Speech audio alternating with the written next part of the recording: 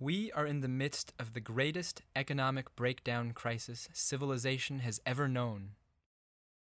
To lead the United States out of this crisis, we have supposedly been offered only two options for president, one crazier than the other, and both unfit for the job.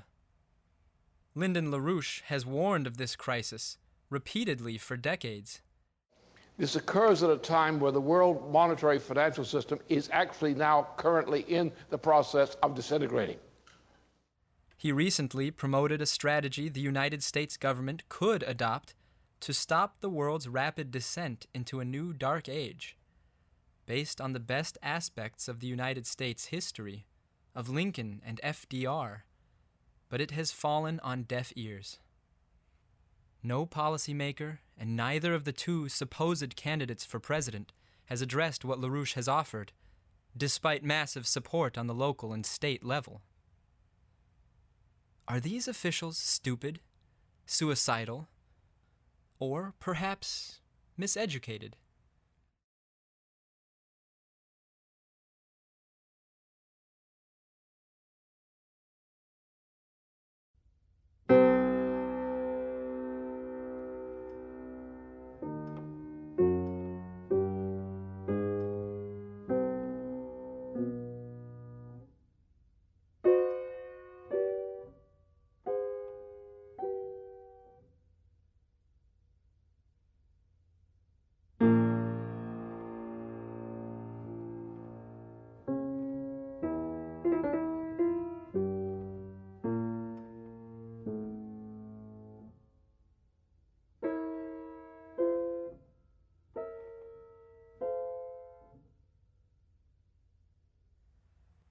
To begin, let us ask a most pertinent question. What is the Harvard Yard?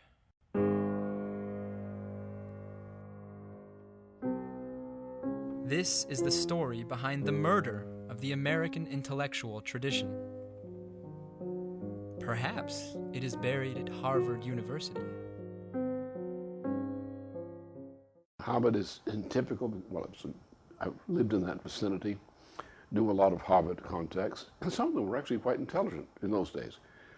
I would despair of finding that kind of intelligence that I saw 40, 50 years ago in that area anymore. The real mission of the United States, as stated in the preamble of the Constitution, is the development of the individual and the improvement of life for all. In other words, the defense of the general welfare. From its inception, its universities were meant to promote the truth, and thus to be the first line of defense against the British Empire's degraded view of man.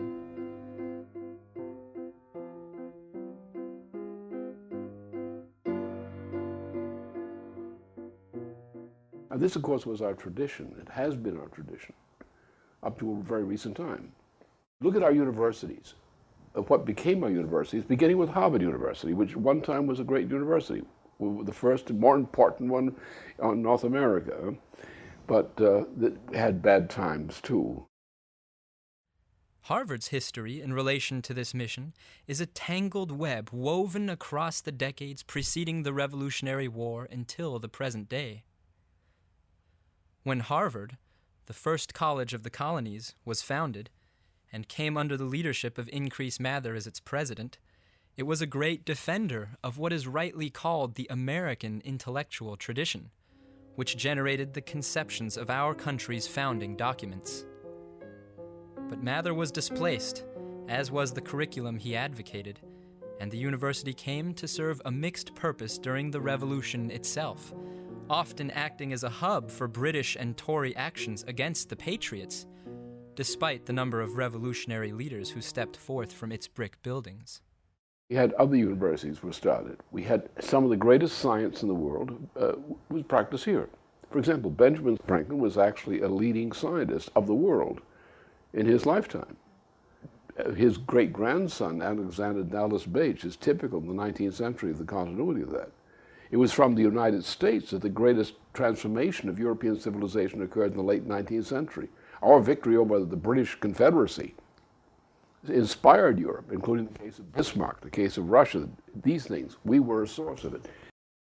In the early 1800s, Harvard became the epicenter for the treason faction, the brazenly British allied perpetrators of multiple attempts to destroy the United States as a nation. Through the promotion of internal unrest, or even civil war, this faction enthusiastically vied for a role as imperial junior partner to the British Empire, run by the British East India Company. All through this point, the empire interest in Europe, especially the British or the Anglo-Dutch liberal interest, has always been determined to destroy us. Not because we were people, but because we represented a threat to the empire. Our republican system, our sovereign nation state, and our devotion to science and culture. Well, the British said, corrupt them, destroy them, do everything possible to corrupt this thing. And they tried to destroy us with slavery. It didn't work. Then they said, we're going to destroy the whole world to get rid of this American influence, which threatens the empire. And that's not the British people. They certainly don't get much benefit out of this process. But it's from this Anglo-Dutch oligarchy, which continues this oligarchical tradition. They hate science. They hate the idea that ordinary people will have a scientific education, that the ordinary people will have a classical cultural civilization. At moments, great leaders, fighters for humanity, have graduated from Harvard. But, unfortunately, Harvard has more often produced pestilential harbingers of mankind's doom. Even in my lifetime, which is extended somewhat, from the time I returned from war to the present, there has been a progressive degeneration of the culture and of the universities of the United States. I complained about them when I was young, returning from the war. I always fought this educational system.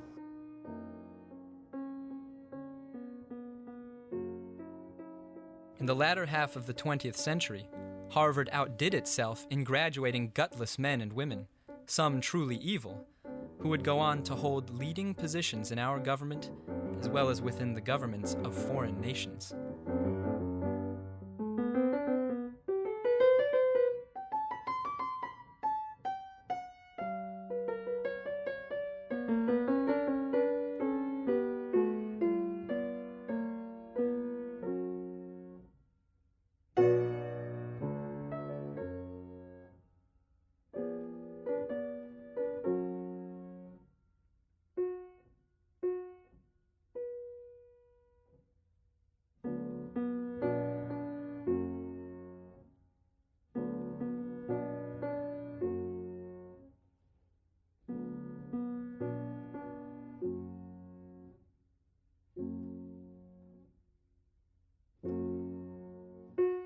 Through its crooked history, Harvard has, at key moments, been a tool of the good, having once chosen to champion the American system against empire. However, it has been consciously deployed to destroy the patriotic tradition and mission of the United States. The influence of H.G. Wells inside the prestigious institutions of our country, such as the case of former Secretary of State Madeleine Albright, who professed herself to be a loyal member of the H.G. Wells Society, typifies the manner in which British intelligence has acted to subvert our republic by taking over our institutions and making the defenders of the inalienable rights of man into accomplices in their eradication. But what I see is no longer a corrupted educational system. I see now a cult, an evil cult, which has no interest. We have no industry anymore. We don't have scientists anymore, or just a few of them. We couldn't staff the projects that we were staffing 20 years ago. We don't have the people. We don't have the brains anymore. So therefore, the problem is the universities have become instruments of our intellectual destruction when they should have been, as they were set up to be in large part, typically American. We were to develop our capabilities for changing the world, for the benefit of the world as a whole, not to create an empire. That's the problem. Why did we allow our premier intellectual defense to become a tool of our enemies?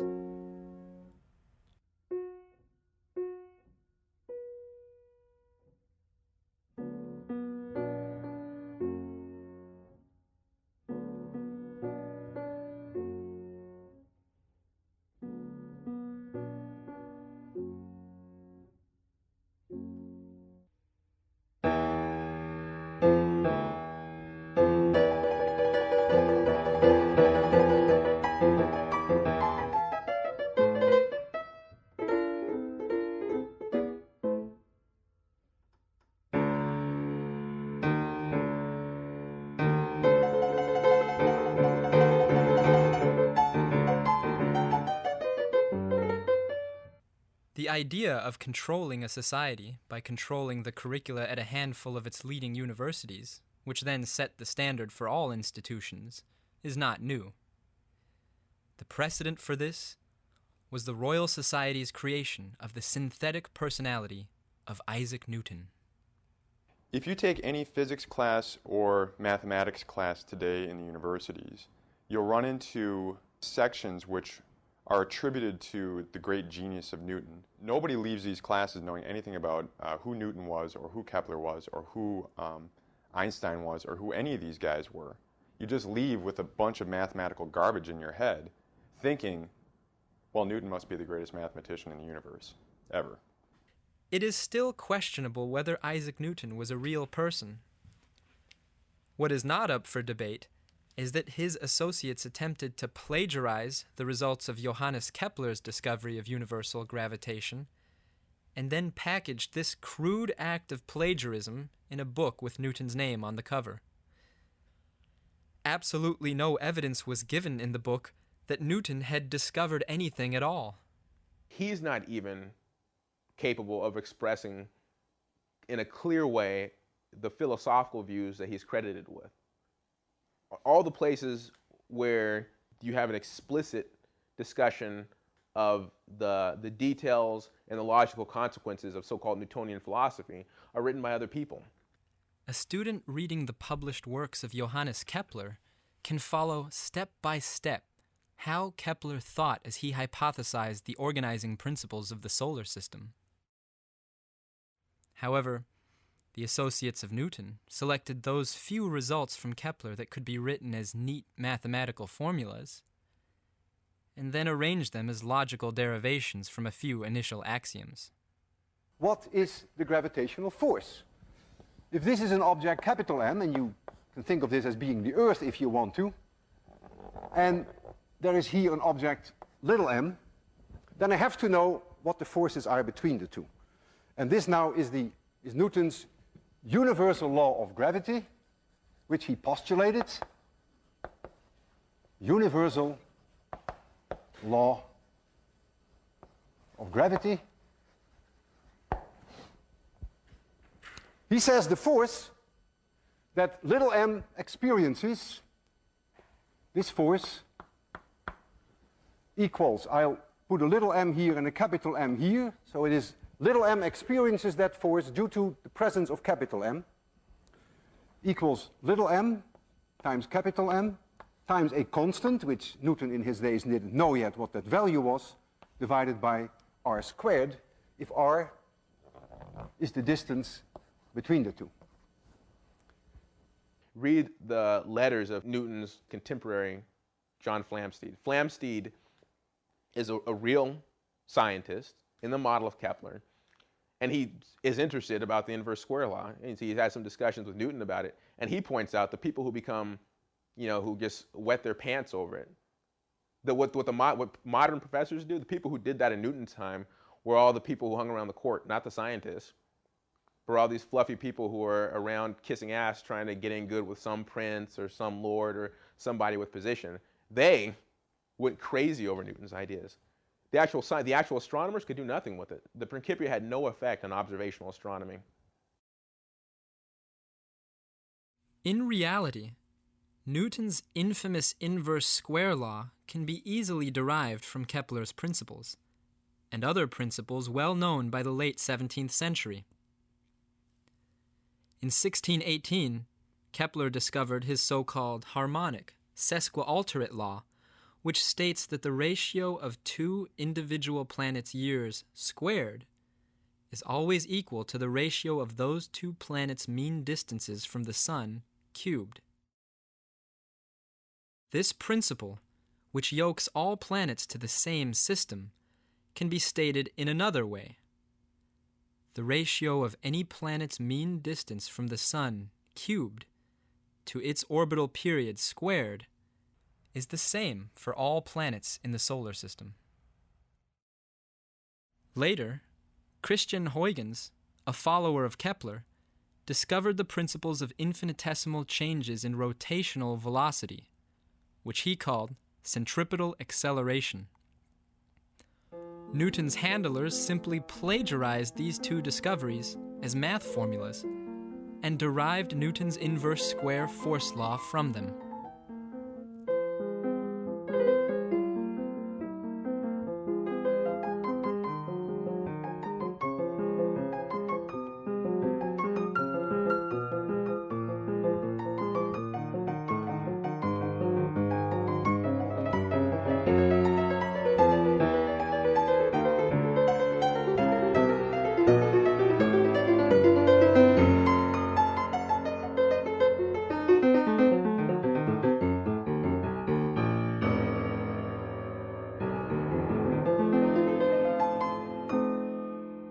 There are no new hypotheses in Newton. The so-called consequences of his work, this idea of the belief in an absolute space, the belief in an absolute time, the belief in action at a distance through gravitation, what's represented mathematically in his inverse square laws, all stem from a form of religious belief that he tried to cover up with his adage, I don't make hypotheses. What it really meant was, I don't want to talk about my hypotheses because they're crazy as hell. The calculus was actually developed by the intellectual inspiration of the United States, Gottfried Leibniz. The evidence that Newton had independently created the calculus was supposedly tucked away in a trunk of papers which he had produced while a student at Trinity College. The contents of this trunk were to have vindicated Newton once and for all, to reveal his true genius for all the world to see. John Maynard Keynes, a bad economist and Newton worshipper, was able to purchase this trunk in the 1930s, and he delivered a lecture in the 1940s after investigating its contents. So he bought this trunk thinking that finally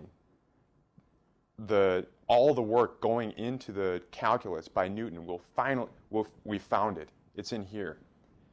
So he opens the trunk up. He actually gives numbers of pages. He says, I found 100,000 pages of work on pure alchemy.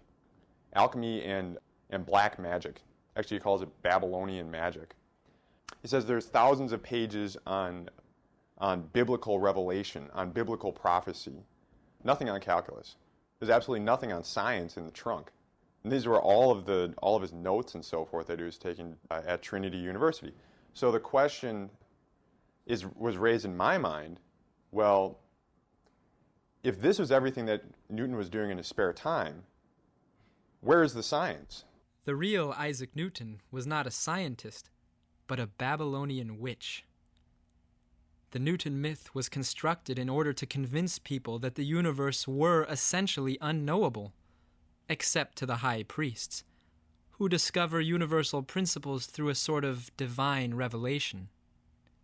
The myth of Newton the scientist was propagated throughout Europe and into the American colonies in order to pollute the minds of all potential revolutionaries and crush the beginnings of the American intellectual tradition. You now realize that we are educated to be dummies because they want to make slaves of us. And the principle is explained nicely by Aeschylus in Prometheus Bound. There is a principle which he refers to as fire for the purposes of the drama. The principle which we would sometimes call energy flux density, but you can give another term to it, better term to it. It's actually going to a higher order of thinking. And a higher order of thinking in these terms as principle means that you go to a more efficient process, and you are getting something which from the standpoint of the teacher of thermodynamics would say is impossible. You actually get something, in terms of thermodynamic terms, you get something for nothing if you do it well. In the foreword to the Principia, a foreword which was written without Newton's knowledge, without Newton. This is something that was put together by Coates and Samuel Clarke, two of Newton's controllers. And in that, you have you can see what the actual philosophical, political intention of introducing this philosophy was, which was as an attack against the idea that there's something unique about the creative capabilities that exist in every human individual. An attack on the idea that human beings, as a species, as a whole, each and every one of us, have the capacity to understand how the universe was created. They wanted to attack that idea of knowability and introduce an oligarchical idea that you have a handful of people who've got direct access to special knowledge through some sort of revelation, and they govern things, and the rest of you are peasants who should shut up. And that's a consequence of Newton's philosophical outlook. Like the first law, the second law only holds in inertial reference frames. Can the second law be proven? No. Do we believe in it? Yes. Why do we believe in it? Because all experiments and all measurements within the uncertainty of the measurements are in agreement with the second law. Now you may object, and you may say, this is strange what you've been doing.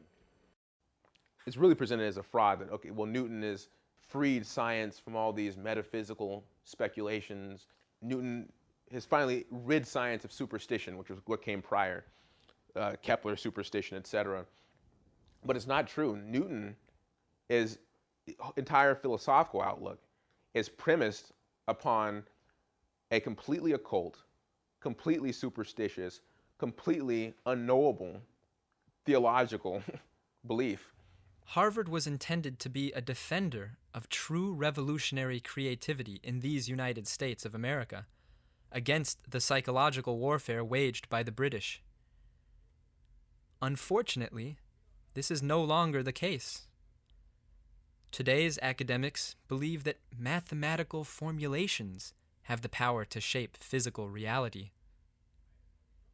For example, Harvard astronomy professor Owen Gingerich, who is known as the international authority on Johannes Kepler, recently gave an interview where he revealed what he really thinks. The mathematics show that in this kind of model, there's no reason why you can't change the parameters and have other, quite different universes. And if you can show mathematically that they can be there, there's nothing to prevent them from actually being there. I think many people have a problem with that because it is hopeless to get in touch with any of these other universes. But I always have to pause and say, for a long time, Christians have been talking about a totally other universe that we don't have direct access to. And that's heaven, the hereafter, paradise, whatever. That's the expert of Kepler at Harvard. If you're one of the top professors at Harvard, you're known as the expert in your subject. You're the one that sets the standard for what's taught in the rest of the universities of the United States, and for a large part around the world also, because it's seen as our top university. Owen Gingerich and his ilk believe in the power of mathematical incantations, which conjure fearsome chimeras such as alternate universes. When organizers with the LaRouche Political Action Committee tried to discuss their work on Kepler with Gingerich, this Harvard professor claimed that scientific truth was less important to him than scientific consensus. For him, the validity of a hypothesis depends not on physical evidence, but on agreement between enough scientific gossipers. This mechanism of consensus is used today by the same oligarchical networks that used Newton to attempt to halt the spread of the creative ideas of scientists like Leibniz and Kepler. One of the mantras in faculties around academia and so forth is publish or perish, right? You got to publish your works or else you're just going to fizzle out and you're not going to make it anywhere. So you publish a bunch and then you'll be promoted, you'll get to go places, and you'll start to be put into Scientific American and Discover Magazine and Nature Magazine and so forth. The issue is that in order to get published, your paper has to go before the peer review. Who knows how they're selected? Supposedly it's a democratic process, but it's more of a process of selecting priests for some type of a witch's coven or something like that. These priests look at your paper and, once again, make sure that you're not saying anything that's going to challenge the ideas that are appropriate for a slave society.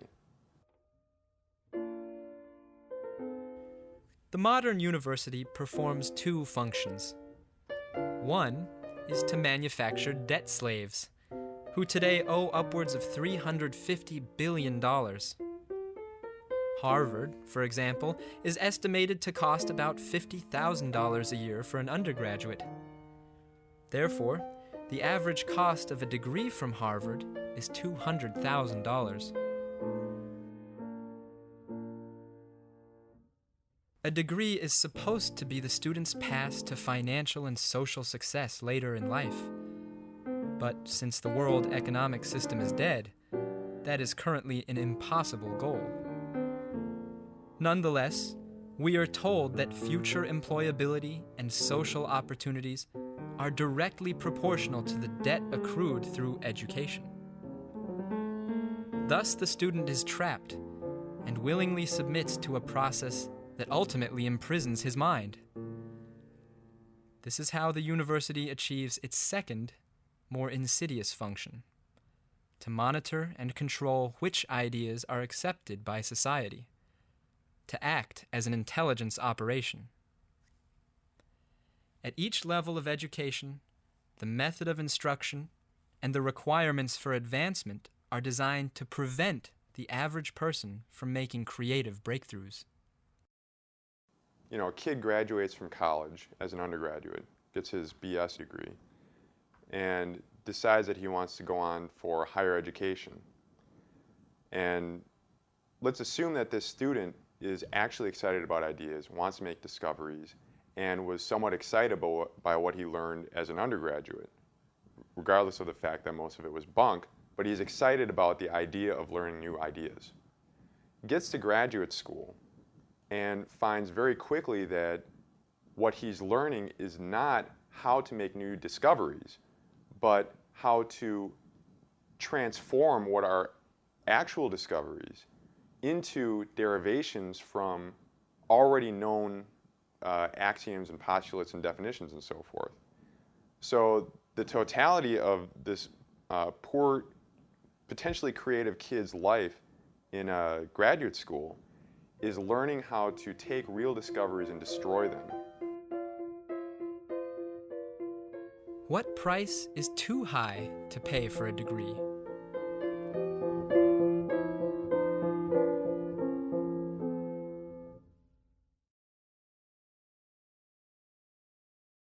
Around the 2000 presidential election, many young people began to realize they were a no-future generation.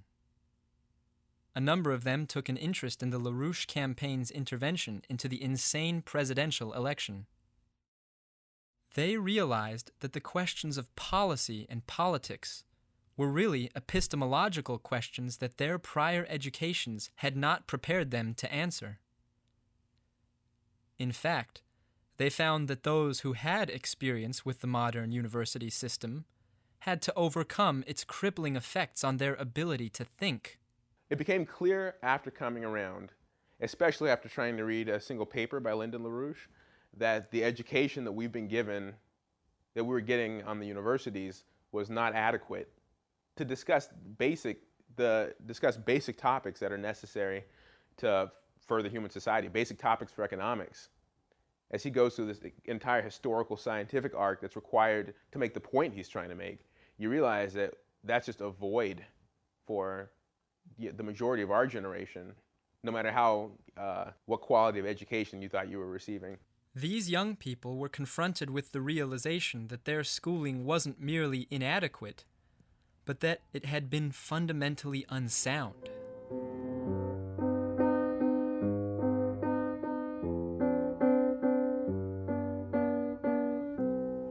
They saw that the degrees for which they had borrowed thousands of dollars, and for which their peers continued to borrow, were merely emblems of a person's willingness to submit to standard doctrine. They saw that the modern university system is a racket, that higher education does not wish to create seekers after truth, but to kill the truth, whether in the sciences, where the claim of empirical veracity and mathematical rigor masks what amounts to occult belief. Or in the humanities, where a department like cultural anthropology could exist when the main idea from the department was that there is no truth. I actually shopped a sociology class, Soc 1, and the first day of class, the professor's main point was to try to, disabuse anyone in his class who believed that anything was knowable by having them try to come up with examples of things that were true, and he would somehow try to say that they were actually just a societal norm. So it's a little bit beyond me why anyone would want to pay someone to teach them who maintains that there is no truth. With only the barest minimum on which to rely from their former educations, these young people found themselves in a challenging situation. Well, so we are stuck having to build an educational process up from scratch. And you don't realize you've got all these artifacts left over from how you thought about things like history, the way it was promoted in elementary school, high school to university. For example, let's take all the people who believe in Euclidean geometry and who carry that belief in some form or other into present time. Because of that belief, which they had to adhere to get their degree, they have a factor of incompetence. I lack that incompetence. So, relying on LaRouche's insight, they began to uncover what their formal educations had buried. The model for how to understand, how to know that something is true when you see it, is Plato, is in the Plato dialogues. So that became an absolutely crucial part of the development of the youth movement, was having these Plato readings on Sunday, where you're really working through not the facts of the dialogue. You're not trying to get to some conclusion of the dialogue. If you wanted a conclusion, he would have written a treatise. You would have had the treatises of Plato. But instead, you've got the Platonic dialogues, because what you want to learn is the process of reaching truth, of attaining something that's true. And really the most important part of that is the process of sifting through bullshit. How do you decide what you're going to throw out and what you're not going to keep? And if you do that enough, you'll start to zero in on what it is you want to keep. A real education is based on re-experiencing the acts of discovery of the greatest thinkers, rather than learning rules or formulas. Young researchers with the LaRouche Pack worked for years to uncover the true inner history of science, going through their findings at classes and weekend seminars. They became the living center of the American intellectual tradition and came to embody what universities ought to be.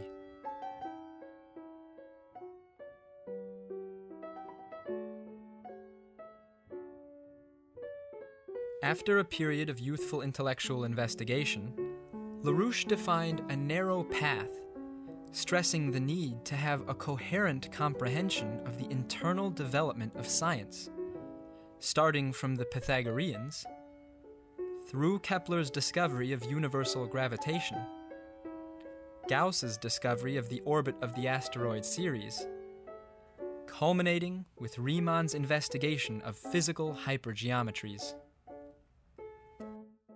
And so these young people set off, beginning with Johannes Kepler's major works, aided by websites, translations, animations, and documents produced by small advanced research teams. The first in-depth work was on Kepler's two major books, The New Astronomy and The Harmony of the World, where Kepler elaborates his discovery of universal gravitation, thus creating modern scientific practice. His unanswered questions provoked the future discoveries of such scientists as Leibniz, in the case of the physical integral calculus, and Gauss on the subject of elliptical functions. This website is the most thorough pedagogical material ever made for understanding Kepler's works.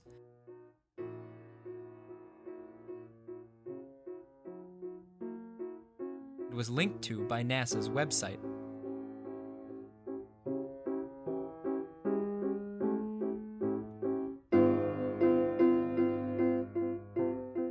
As we were proceeding in doing this, all of a sudden here comes this mannequin website called Kepler'sDiscovery.com, which attempts to do exactly what we did. But it's really a farce, it's a plagiarism, and it's wrong. A lot of the animations and the things they go through are just wrong. This website was an obvious fraud. Every image on it specifically related to Kepler's works was copied from the WLYM.com website.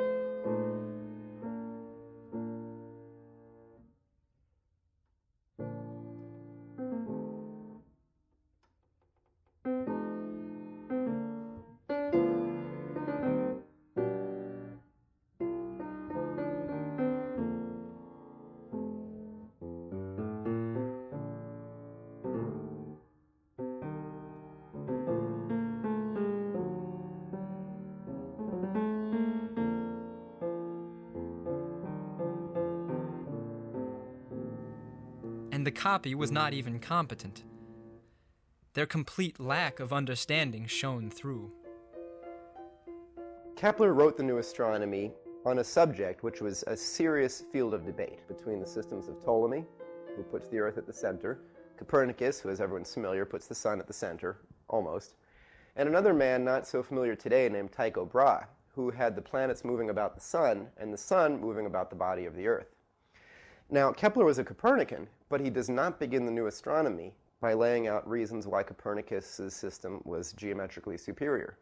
Instead, he proves that all three of them can have their parameters adjusted to be completely geometrically equivalent, meaning that as they were understood up to his day, there would be no observation you could ever make that would determine which of the three was correct. The way the WLYM.com website explains that is to make actually identical geometric motions in the Ptolemaic, Copernican, and Tycho Brahe forms.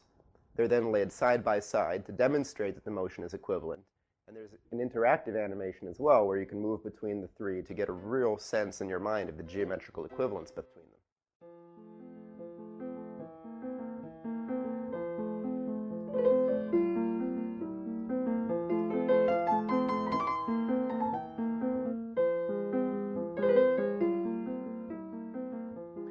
Kepler's Discovery.com really screwed this one up. This is one of their biggest mistakes.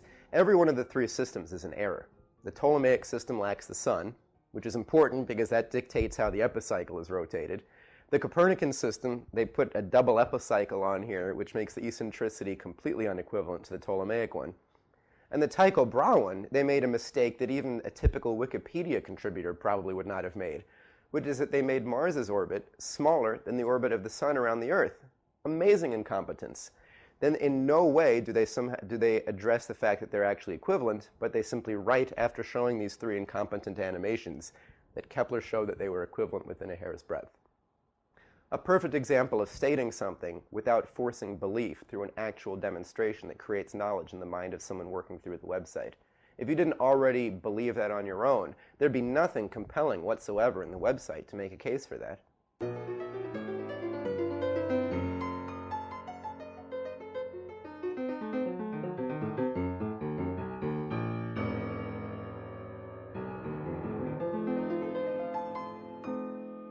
The trouble of finding out where a planet is located is that the Earth's motion also affects where the planet appears to be. So at certain times when the Earth, Sun, and the planet, such as Mars, are all in a line, you're able to observe Mars and it's in the same position as the Sun would have seen it.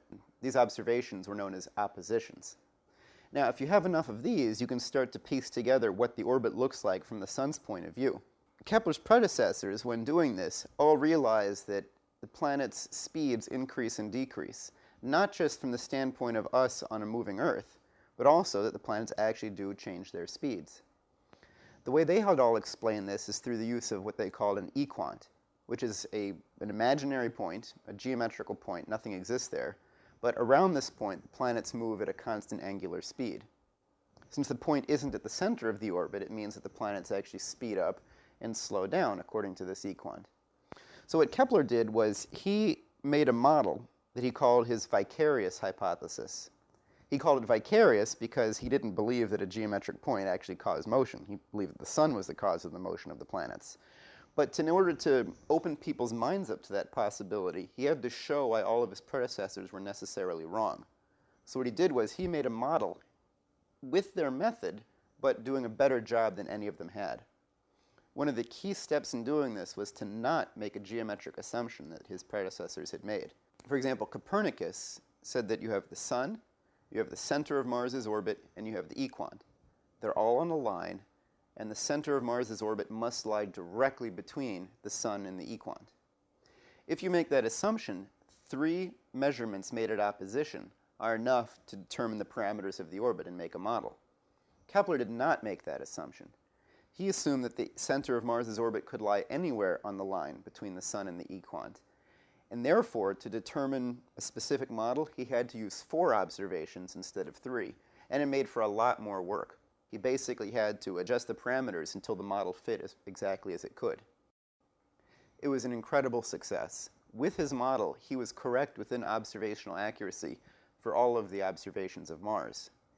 However, it incorporated a distance between the sun and the center of Mars's orbit that was not in accord with actual measurements of Mars's distance from the sun. When he made that correction, then the model no longer accurately predicted where Mars would be. So the fact that this error was inescapable meant not that Kepler hadn't done a good enough job making his model, but that the method for making the model was itself fundamentally flawed. This creates an actual sensation in the mind of the idea and the foundations of astronomy actually themselves being wrong, and forces the reader of this book to be open to the idea of something else causing the motions. This opened the way to an astronomy based on causes, a physical astronomy, a new astronomy. On their webpage, they had to explain why Kepler used 4 observations to make his vicarious hypothesis. They say that he used 3 observations, because 3 points make a circle, and they used a 4th for good measure. This plagiarism was politically motivated. It was perpetrated for the same reasons that Newton was created. This fraud could only be accepted because modern education simply passes stories down from teacher to student.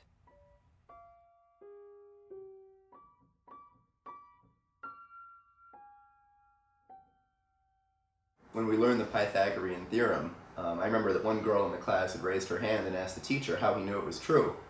And his response was that that's what he had learned in school. I think that seems to continue. The education system, the academic education system, has a lot to defend. They're probably terrified of what we're doing because it really shakes the very foundations on which, every single university education system is structured upon, which is this empirical method.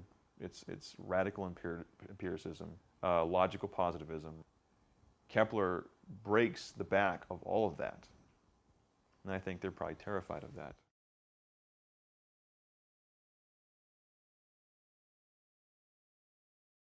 Kepler had always known that the universe was harmonic because it was knowable to the mind of man.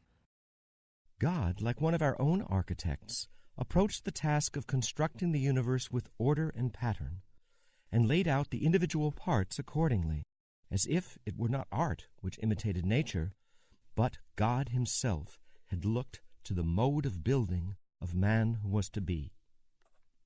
From the publication of the Mysterium Cosmographicum when he was 25 years old, until the end of his life, this idea guided him. He recognized that he was continuing on the path of the Pythagoreans, completing what they had left unfinished. He knew that they had conceived the sun to be at the center of the solar system, and supposed that they had also shared his hypothesis that the relationships between the nested Platonic solids determined the distances of the planets from one another. He really never gave up on this idea of the interposition of the solids in the planetary system. Although he advanced upon it, he still held on to the idea that this was a necessary part in the development of the orbits of the solar system. he also had a number of other hypotheses about the organization of the solar system at that time before getting the advanced status. When Kepler got Tycho Brahe's data for the observations of Mars, he was able to discover the organizing principles for a single orbit. He first hypothesized that each planet, including the Earth, traverses its path according to equal areas swept out in equal times. He then considered the true cause of the planet's motions towards and away from the Sun, and determined that an elliptical orbit would satisfy the physical conditions. With the problem of the single orbit solved, entirely new questions were raised. But this still didn't answer the question of why the particular ellipses had the eccentricities that they did. Out of an array of an infinite amount of elliptical orbits that could possibly exist in the solar system, there was only particular cases that actually did exist. So why was that the case? In seeking to solve the unanswered questions about the planet's motions, including the cause of their eccentricities, Kepler left the domain of visible space and explored the domain of audible space, the realm of music, which the Pythagoreans thought of as the underlying fabric of the universe.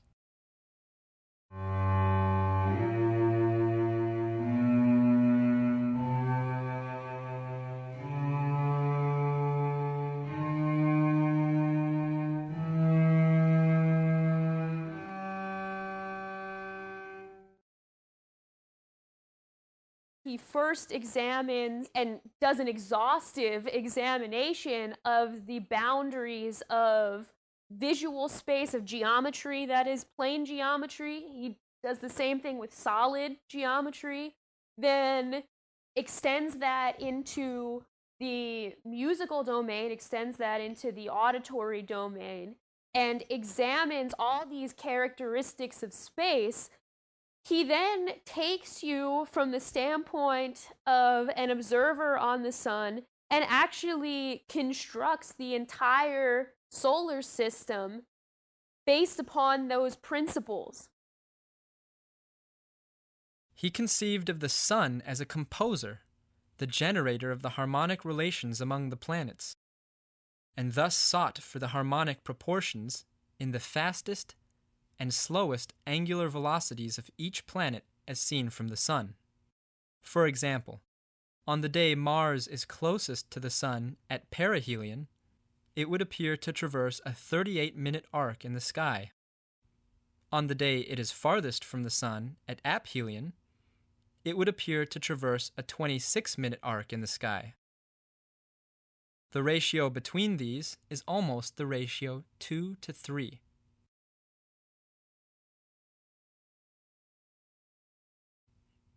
When a vibrating string is divided into thirds, and 2/3 of it is plucked, it makes the harmonic interval of a fifth with the whole string.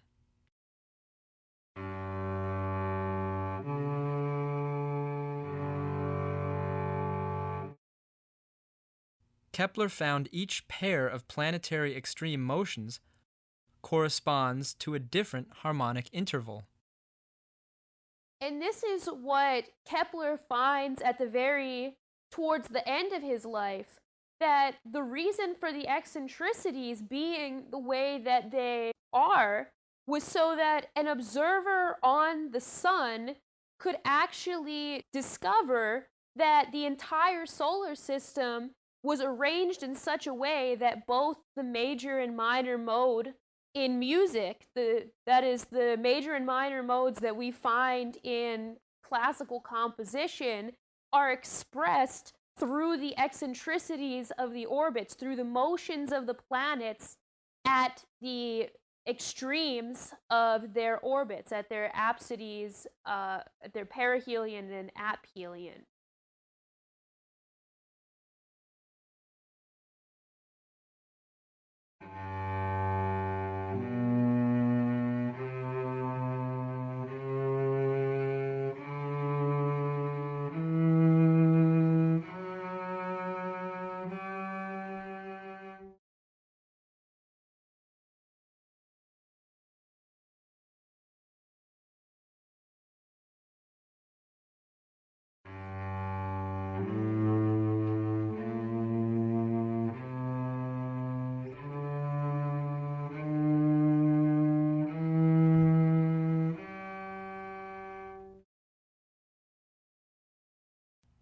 While the eye perceived that the proportions of visible space were analogous to the distances of the planets from each other, the ear perceived that the relationships of audible space were analogous to the speeds of the planets.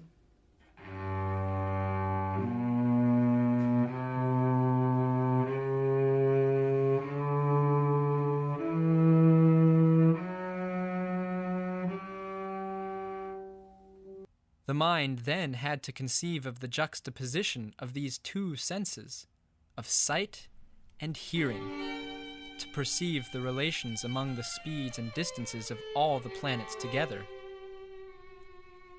This was Kepler's discovery, the culmination of his life's work.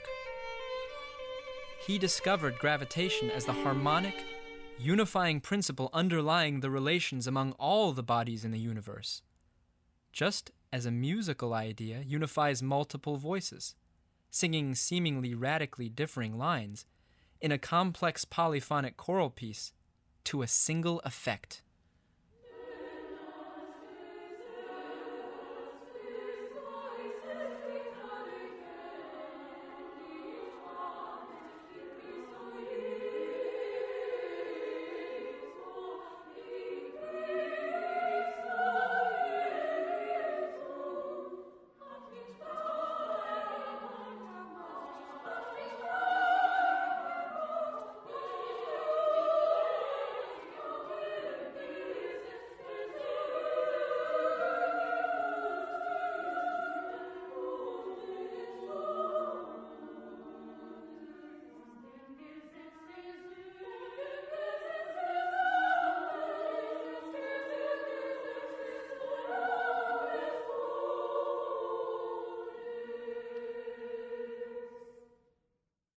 Although Kepler was willing to discard any of his assumptions, the one thing he held on to was that the Creator's universe is knowable to the mind of man.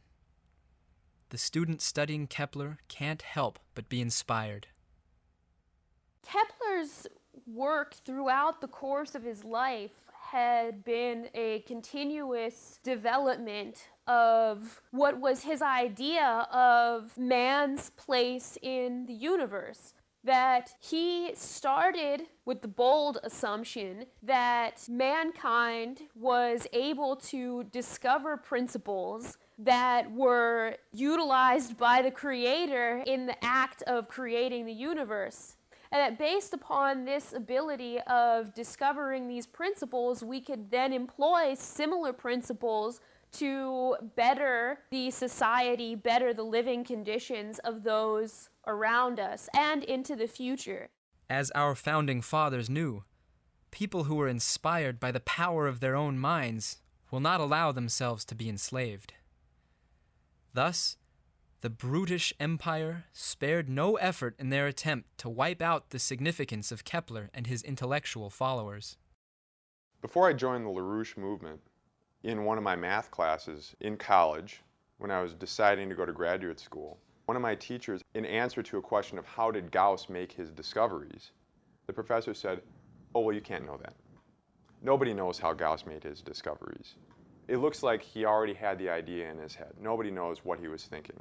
So we just have all these formulas that we have to play with."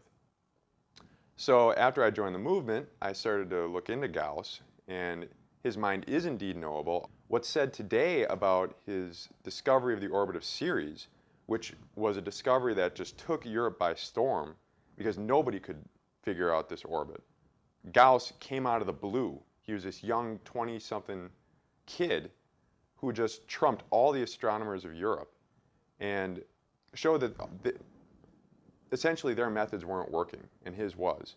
What's said today in explanation, because the question still exists, how did Gauss discover the orbit of Ceres? What's said today is that he used his method of least squares, which is a method of reducing errors. What we found is that this explanation is bunk. It's a cowardly explanation. It's an explanation by a priesthood who's afraid of people understanding how Gauss really thought, which is not Newtonian, it's anti-Euclidean, it's Keplerian. How Gauss really discovered the orbit of Ceres is the same way that Kepler discovered how the entire solar system functions. Gauss used the method of harmonics to discover series. Are the claims we are making here esoteric knowledge? Secrets hidden where they can't be found? How would a curious student independently verify our claims? It's all available online. If people were serious, part of the problem now is just there's no serious research done on anything. The assumption is that everything you need to know exists somewhere in a textbook. The official line, well, it wouldn't have made it this far as the official line if it wasn't true, would it? I mean, everybody wouldn't say it if it weren't true, would they? Every biography I've ever read said this. That must make it true, mustn't it? All my professors say this is the case. All my professors say Newton is a genius. That must make it true. I mean, a quick look at Newton's contemporaries. And all that's available. All that exists. All the quotes are there. Most of it. I wouldn't suggest people look online for most things. But much of it exists online, in digitized format, the original sources that people can read for themselves. We are each given only one life. Why would we waste it on fairy tales about sorcerers when the real universe is so much more interesting and our minds so potentially powerful? Why would a person who prided himself on his intelligence allow our society to disintegrate? Allow our civilization to be imperiled? Allow the tragedy of the current moment to unfold before his eyes?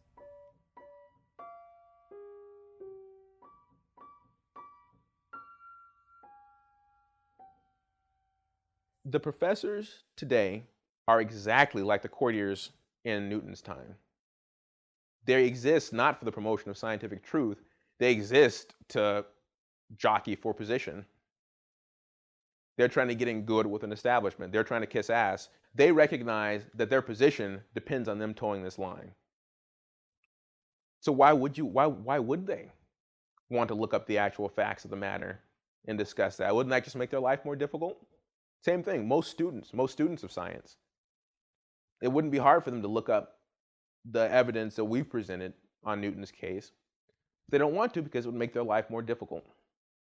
To have to consider that would mean that they'd have to talk about that. To have to talk about that would mean that they'd face the repercussions of talking about that. And the repercussions mean they lose their job, they lose this and that. It's a fear of the establishment which has a greater hold on them than any love of truth. And because of that, they're not scientists and never will be. What would happen if the pagan worshippers of Isaac Newton were cured?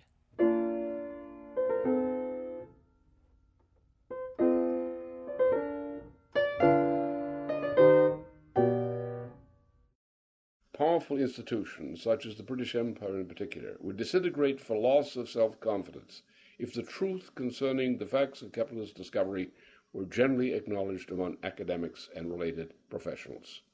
Or, to put the point in another way, religious faith in that Olympian Zeus, who is the putative father of all European imperialism, would evaporate.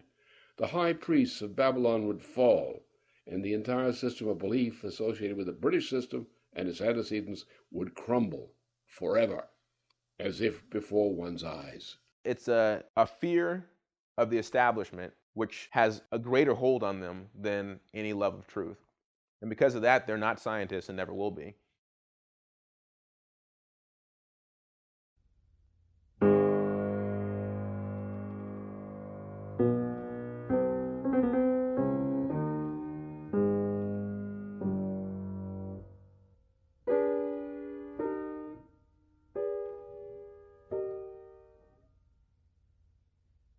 Well, one of the things that we've been able to reveal is the real nature of the Harvard Yard.